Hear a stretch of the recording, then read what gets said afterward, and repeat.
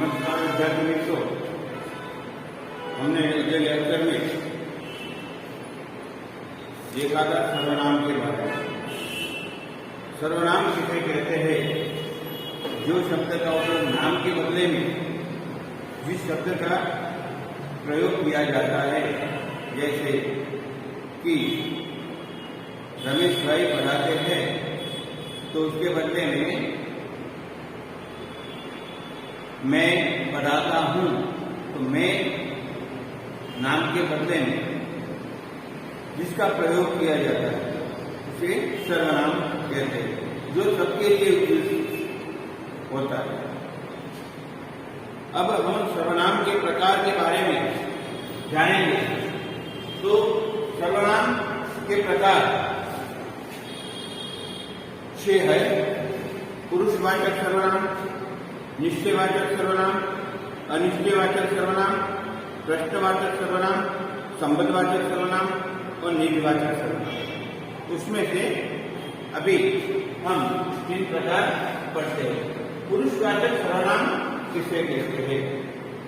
पुरुषवाचक सर्वनाम जिस सर्वनाम का उपयोग बोलने वाला यानी कि मैं, सुनने वाला यानी तुम, या किसी अन्य व्यक्ति वह वे व्यक्ति का प्रयोग का बोध कराने के लिए होता है, उस वह पुरुषवाचक सर्वनाम कहते हैं। उसी तरह पुरुषवाचक के 3 प्रकार।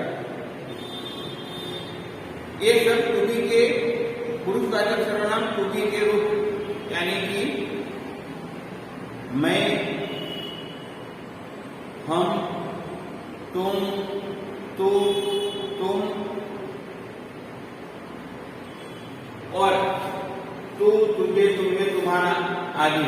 और उसमें 3 प्रकार है, जैसे कि प्रथम पुरुष, एक वचन और बहुवचन। वह पहला प्रकार।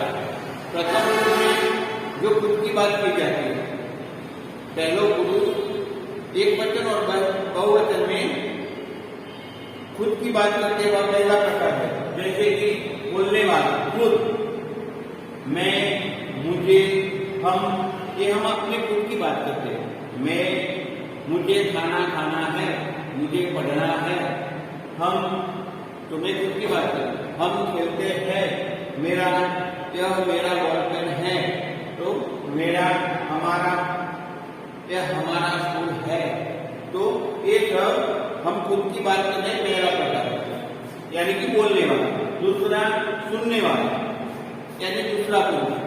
मैं बोलूंगा, तुम सुनेंगे, आप सुनेंगे, तो सामने वाले की बात करेंगे। जैसे कि तूने खाना खाया, सुनने वाला उसकी बात करेंगे दूसरे व्यक्ति की।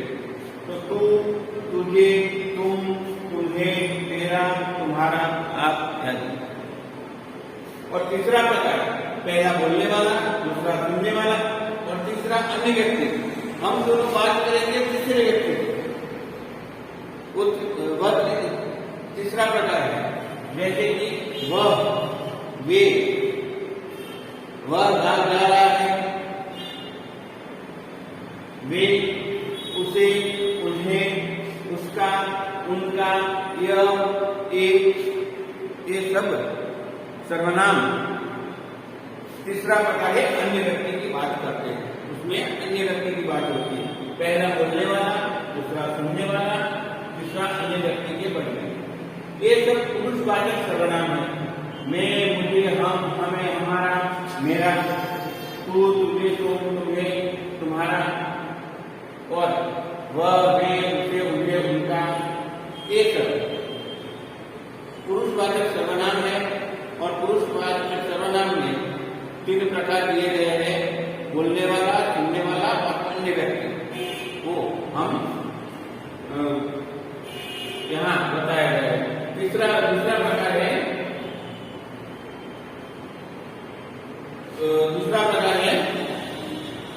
निश्चयवाचक सर्वनाम। निश्चयवाचक सर्वनाम है नक्की, योग्य, जगह। यहाँ प्रकार नहीं लिखा है।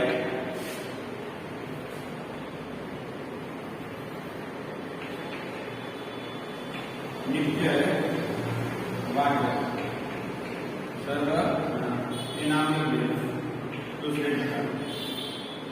तो इस सर्वनाम में क्या होता है? निश्चयवाचक सर्वनाम में इस सर्वनाम के द्वारा पास या दूर की वस्तु का बोध कराया जाता है, यानी कि नजदीक या दूर की वस्तु का योग्य बोध कराया जाता है, उसे निश्चयवाचक सर्वनाम कहते हैं। जैसे कि यह रमण की गेंद है, यह रमण की गेंद है એટલે કે यह यानी नजीक છે, મારી પાસે यह એટલે નજીક માટે यह એ वह वे ये सब नक्की स्थल बताए, निश्चित स्थल बताते हैं, इसीलिए उसे निश्चयवाचक सर्वनाम कहते हैं। तीसरा प्रकार है अनिश्चयवाचक सर्वनाम। नक्की न કરી શકો के शुरू से अनिश्चयवाचक सर्वनाम। तो जब किसी व्यक्ति या वस्तु या निश्चय नहीं किया जाता उसे उसका नाम बदले उसके सर्वनाम का प्रयोग होता है, उस शब्द को अनिश्चयवाचक सर्वनाम कहते हैं। वहां कोई खड़ा है, कौन खड़ा है मालूम नहीं, कोई खड़ा है, कोई कुछ तो खाए, कुछ तो खाइए એટલે કંઈક તો ખાઓ, નક્કી નહીં, કોઈ નક્કી વસ્તુના ધ્યાન આપણી તરફ થતું નથી, એટલે એવા સર્વનામ कुछ कोई આ બધા સર્વનામો જે છે એ અનિશ્ચયવાચક સર્વનામ કહેવાય છે। તો વિદ્યાર્થી મિત્રો તમારે નોટબુકની અંદર લખવાનું છે। તો એ બીજા 3 પ્રકારો છે એ આપણે જોઈએ।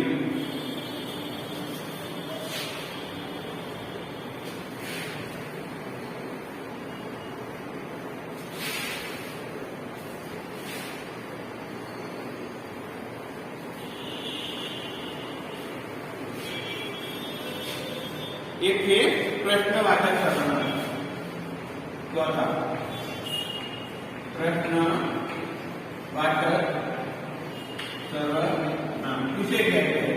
तो प्रश्नवाचक सर्वनाम इनका प्रयोग प्रश्न पूछने के लिए किया जाता है। इसका प्रयोग प्रश्न पूछने के लिए किया जाता है। तो कैसे? तो वह क्या चाहता है, तो उसमें कौन से शब्द से प्रश्न पूछा गया है? क्या।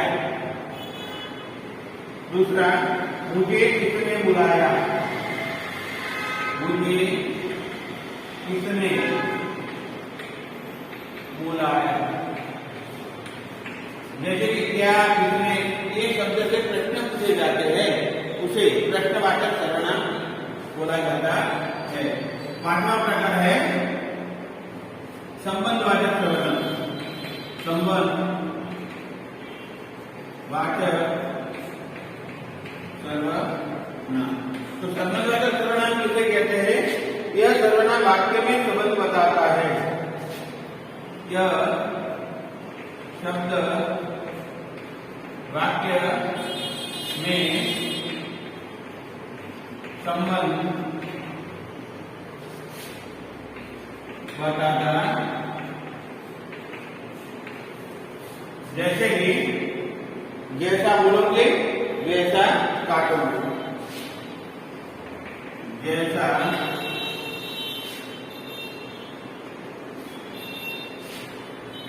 बोलोगे એટલે જેવું વાવશો, ગુજરાતીમાં કહેવત છે જેવું વાવશો તેવું લણશો, એટલે જૈસા બોલોગે વૈસા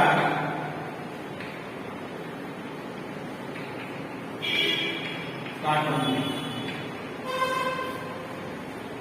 बीजू उदाहरण लिए, जो पढ़ेगा वह पास होगा, जो पढ़ेगा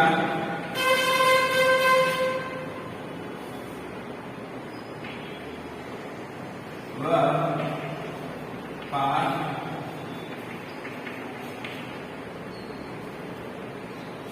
तीसरा उदाहरण देखिए, जिसकी लाठी उसकी बेल, जिसकी लाठी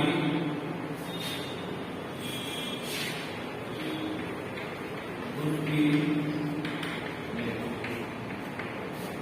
देखो संबंध वाले कह रही है, एक दूसरे से संबंध रखते हैं, ऐसा जैसा, जो, वह, जिसकी उसकी, ये दोनों एक दूसरे से संबंध रखते हैं, उसके बिना वाक्य अधूरा रहता है, उसे संबंधवाचक सर्वनाम कहते हैं। छठा प्रकार है नीति वाचक सर्वनाम। यह सर्वनाम अपनेपन का बोध करता है। यह सर्वनाम अपनेपन का बोध कराता है। तो उदाहरण देंगे, जैसे कि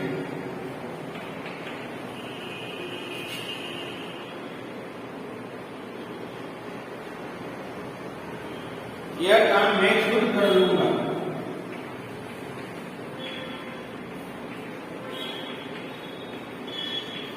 खुद।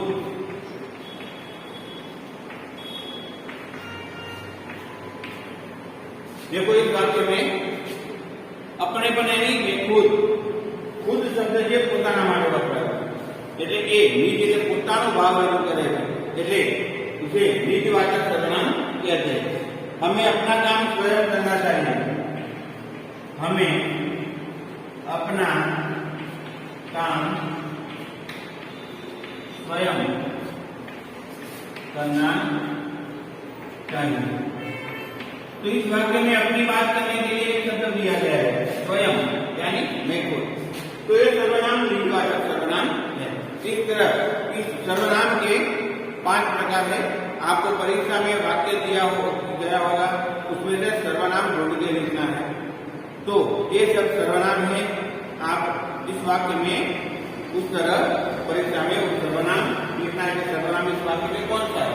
तो आपको यह, वह, उसका, उसकी जो भी सर्वनाम है वह उसे वाक्य पढ़ के लिखना है। ये सब अपनी नोटबुक में वाक्य लिख लेना है। जब परीक्षा के समय अगर किसी समय पढ़ेंगे तो पूरा हो जाएगा। Thank you.